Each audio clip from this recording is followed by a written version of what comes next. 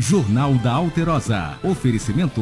Prefeitura de Belo Horizonte. PBH-APP. Solicite serviços direto do celular. E Grupo Ortep. Mais de 50 anos de experiência em controle de ponto, controle de acesso e segurança eletrônica. Boa noite. Mesmo pressionado por vários setores para liberar atividades comerciais, o prefeito Alexandre Calil mantém Belo Horizonte em quarentena. Calil afirmou que ainda não existe uma data para flexibilizar as medidas de isolamento adotadas em Belo Horizonte. A guerra começou e nós nos preparamos para essa guerra. Nós não sabemos ainda onde o inimigo está e a quantidade desse inimigo.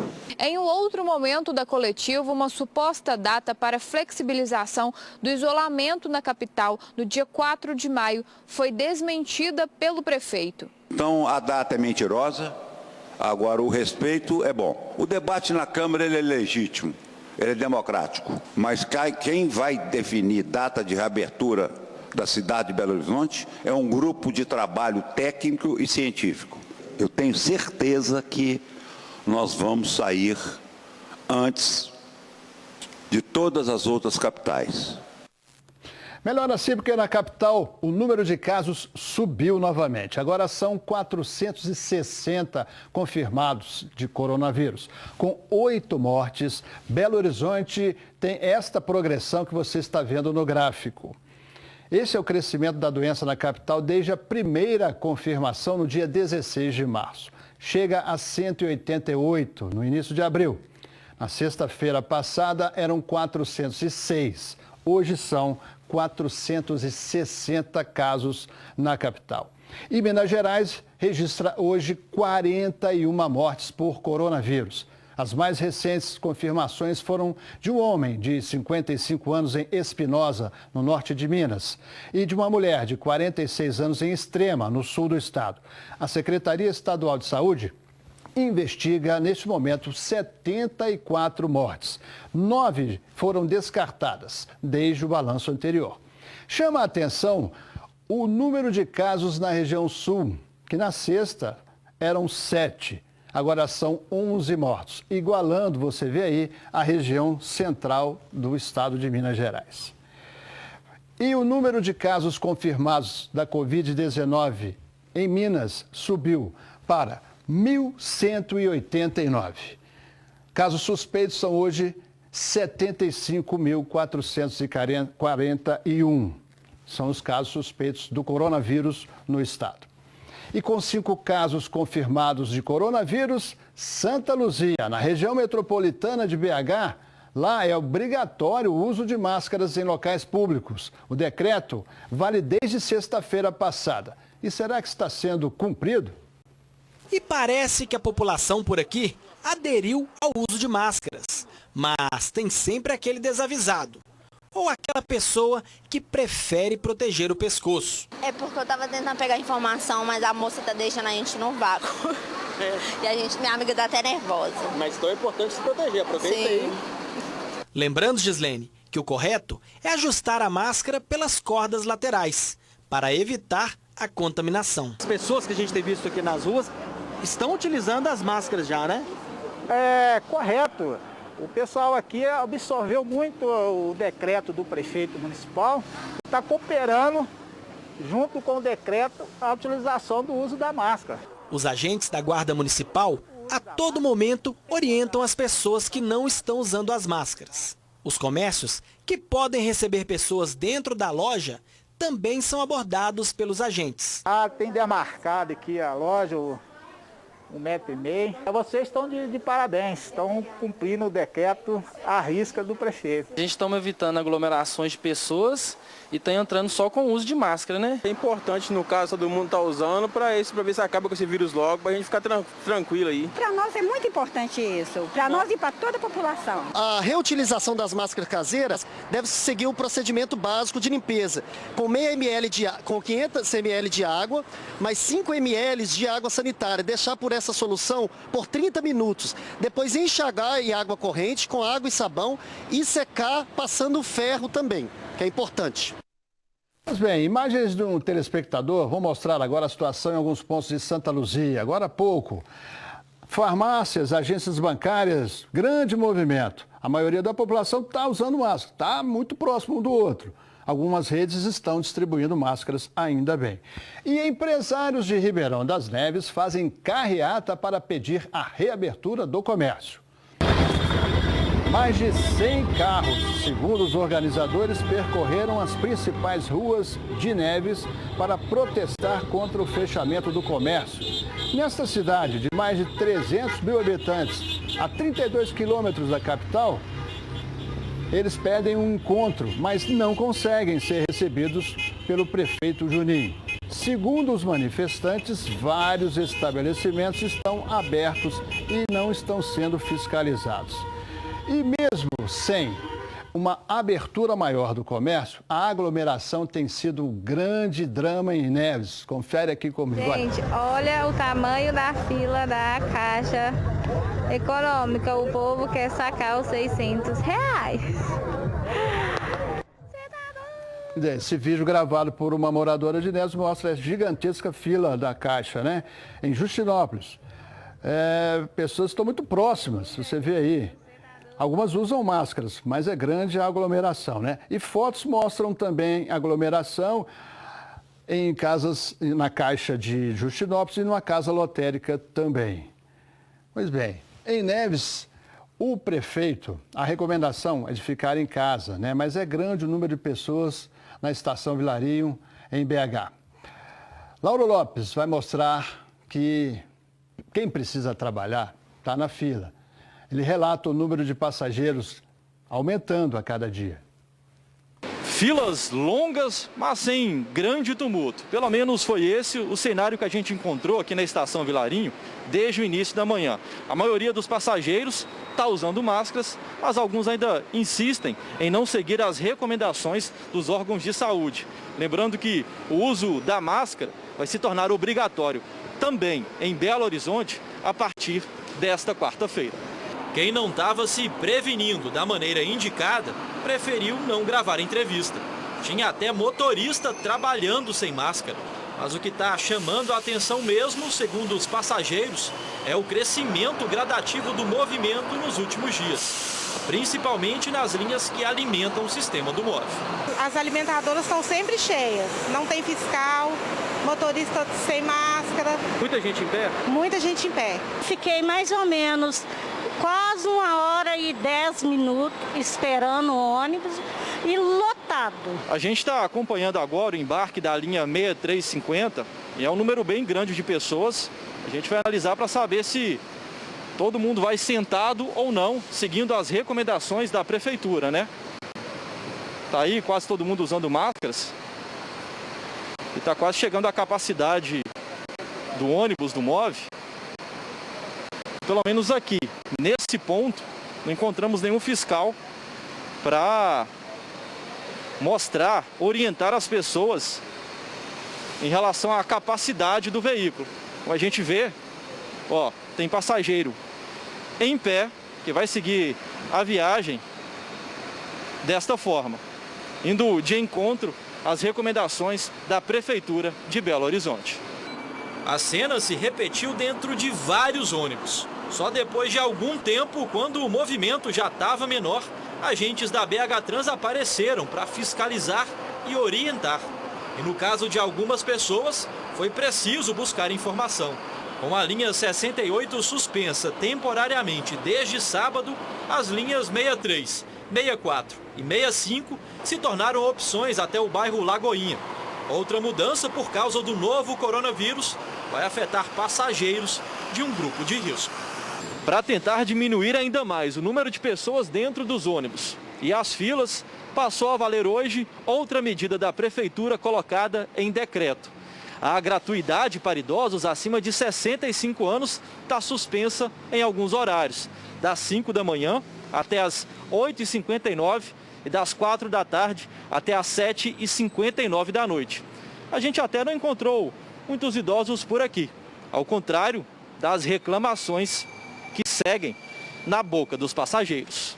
a distância que cada passageiro que deve manter de 1 metro não está sendo cumprida. Está faltando fiscalização nos ônibus, está saindo cheio. Nós pegamos ônibus com passageiros em pé, ainda, né? Não sei se a falta de fiscalização, mas ainda a gente encontra. Pois bem, você viu agora há pouco o protesto de empresários em Neves pela reabertura do comércio. E o prefeito chegou agora essa informação, Moacir Martins da Costa Júnior, publicou um decreto concedendo férias e licença-prêmio a funcionários públicos de Ribeirão das Neves que não estejam envolvidos no combate à pandemia do coronavírus. Aqui você vê o decreto da Prefeitura de Ribeirão das Neves, alegando a situação de emergência no município e concedendo licença-prêmio a todos os profissionais efetivos que não estão diretamente envolvidos no combate à pandemia da Covid-19 ou que os serviços não forem listados como essenciais pelos secretários municipais de Neves. A licença-prêmio será de 30 dias corridos. O Jornal da Alterosa teve acesso a uma lista de funcionários da Guarda Municipal e de agentes de trânsito que teriam recebido comunicado de férias. E eles estão fazendo um questionamento. Guarda Municipal e agente de trânsito não seriam serviços essenciais numa pandemia?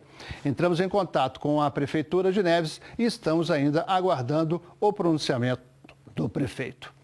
E a gente vai assistir agora como os profissionais da saúde estão lidando com a rotina dentro e fora dos hospitais. Eduardo é técnico de enfermagem no Hospital Eduardo de Menezes, referência no tratamento da Covid-19 em Belo Horizonte. Com 2 filhos pequenos, ele também tem medo da contaminação. Tá todo mundo com medo, todo mundo com muito medo. Tem umas colegas minhas que ficam chorando, tá todo mundo esgotado psicologicamente por causa disso. No Brasil, quase 4.000 profissionais da área de enfermagem foram afastados das atividades por suspeita do novo coronavírus. De acordo com o Conselho de Enfermagem de Minas Gerais, mais de 600 tiveram diagnóstico positivo para a doença e 23 pessoas morreram no Brasil. São mais de 57 mil médicos. O Conselho de Medicina não sabe quantos deles estão afastados com suspeita ou que tenham testado positivo para o coronavírus. Em comum, entre todos os profissionais da saúde, o que fica é o cuidado redobrado ao voltar para casa. Entro pelos fundos, né? Deixo minha roupa já na lavanderia, tiro toda a minha roupa e vou lá diretamente para o banheiro. Tomo meu banho, aí depois que encontro meus meninos. Não vou para casa de parente mais nenhum, porque se ocorrer alguma coisa, automaticamente o pensamento é, como eu estou na linha de frente, o pensamento é que eu estou transmitindo para todos. E a gente vai acompanhar agora a história de uma mineira que está na Venezuela e não consegue voltar para o Brasil. Por causa do coronavírus, os aeroportos estão fechados.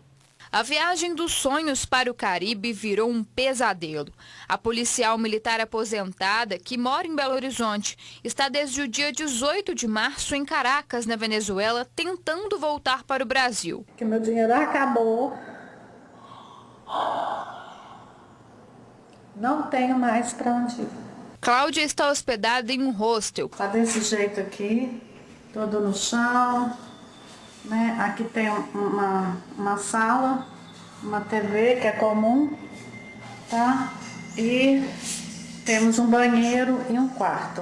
Ela conta que a situação no país, que fica na costa norte da América do Sul, está tensa. Porque aqui está muito perigoso, né? As pessoas mesmo dizem, não sai na rua, depois das 2 horas da tarde ninguém pode estar na rua. A gente tem que ficar aqui dentro de casa, sem água. Né? Nem para beber tem água aqui. Ela conta que há um mês está em contato com o Itamaraty e com o consulado brasileiro. Até agora só recebeu mensagens automáticas para que preencha um formulário e aguarde. O desespero de Cláudia foi ao ápice na última sexta-feira, quando o avião da Força Aérea Brasileira esteve em Caracas e buscou 50 pessoas. 38 servidores do Itamaraty, diplomatas e oficiais das Forças Armadas, além de 12 brasileiros em repatriação devido ao novo coronavírus. Nós não sabíamos, nós só ficamos sabendo quando o avião já tinha decolado. Então, assim, o que eu quero, assim, o que eu espero é que a gente não tenha sido esquecido aqui. sabe? Que o Brasil pensa que a gente está aqui, sabe? Que a gente está passando dificuldade. É isso. Muito triste. O Itamaraty informou que trouxe da Venezuela 12 servidores públicos. Outros 19 brasileiros vieram através de um voo negociado com o Uruguai. Aqueles que ainda não conseguiram voltar para o Brasil, segundo o Itamaraty, devem seguir em contato com o Grupo Especial de Crise para Assuntos Consulares e Migratórios. Daqui a pouquinho o Jornal da Alterosa volta com mais informações. A Arena do Atlético começa nova etapa de obras. Enfim, ali o pontapé inicial, obras de terraplanagem, essa etapa, nesse momento da Arena do Galo, que pode comportar 46 mil torcedores e também vai ser um espaço multifuncional. Depois de vários trâmites de licenciamento, replantio de árvores, agora sim o momento da terraplanagem, um dia inclusive tido como histórico aí pelas redes sociais do clube. O pessoal marcou a data do dia 20 de abril, o início da construção da Arena do Galo. A construção da Arena do Atlético deve durar 28 meses e render 100 milhões de reais por ano. Olha, se as academias de ginástica são uma questão de saúde e não de lazer, então não deveriam ser reabertas durante a quarentena? É o que pede a campanha que o repórter Vitor Moreira vai mostrar agora. A campanha chama Academia Não é Lazer e é impulsionada na internet com a hashtag Reabertura Já Academia. É uma ideia que começou na cidade de Varginha, no sul de Minas Gerais. Esse projeto também conta com planos de higiene pessoal para não contaminar os aparelhos após o uso, como não fazer o revezamento e também evitar o banho nos locais para não ter aglomerações. Olha só. Quando ele entrar na academia, ele vai receber um borrifador com álcool e vai ser disponibilizado em vários locais as toalhinhas de papel, porque ele vai fazer a higienização do aparelho. Quando começar e no final.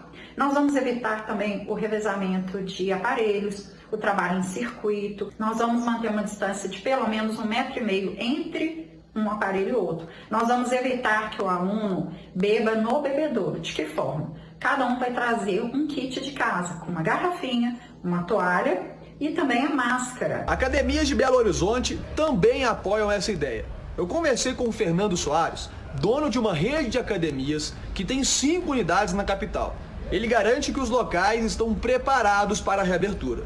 Temos total condições de reabrir de forma segura, utilizando máscaras, respeitando os espaços entre os alunos, utilização de álcool em gel nos equipamentos e temos também um sistema de troca de ar adequada. Venho encarecidamente pedir a reabertura das academias. A academia não é lazer, é saúde e qualidade de vida. E o Jornal da Alterosa volta em instantes com bons exemplos em tempos de pandemia. E não perca a emoção no aniversário de paciente da Covid-19 em hospital. Cruzeirenses também estão na corrente solidária durante a pandemia de coronavírus, certo, Isabel Guimarães?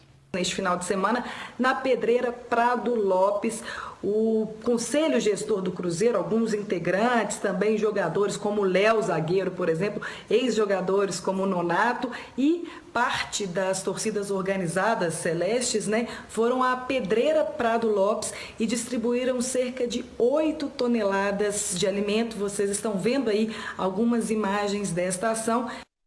Muito bacana. Uma família de Juiz de Fora, que vive na capital há 4 décadas, teve de comemorar o aniversário do patriarca por vídeo. O senhor Gilson, diagnosticado com o coronavírus há 21 dias, completou 81 anos ao lado dos profissionais do Hospital Felício Roxo e, de longe, recebeu o carinho da família. Ó, a família tá feliz aí, sabe que beleza? Olha a família lá, seu Gilson. Parabéns pra você, nessa data querida, muita felicidade, muitos anos de vida. Viva o seu Gilson! Viva o seu Gilson! Viva o seu Gilson! Uma boa notícia, o filho do seu Gilson nos contou que o idoso sairá do CTI e vai para o quarto amanhã e em breve receberá alta para seguir o isolamento de 21 dias. Muito bom, né? Olha, em meio à pandemia, jovens estudantes de música que integram a Orquestra de Câmara de Inhotim fizeram um concerto virtual. O objetivo é mostrar a importância da arte no momento em que o mundo enfrenta a crise do coronavírus. O Inhotim permanece fechado nesse período de quarentena e isolamento, mas a música que emana desse espaço não para. Ela continua viva nos lares e nas famílias dos nossos projetos.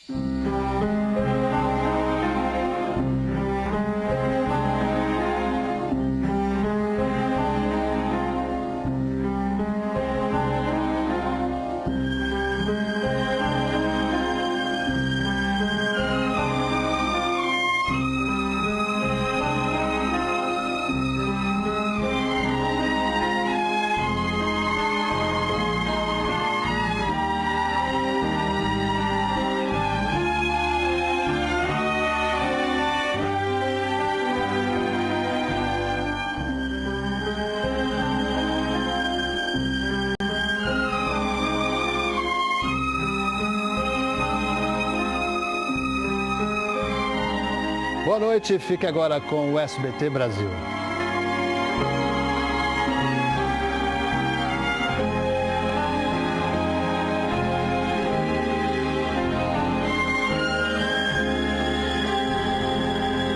Jornal da Alterosa. Oferecimento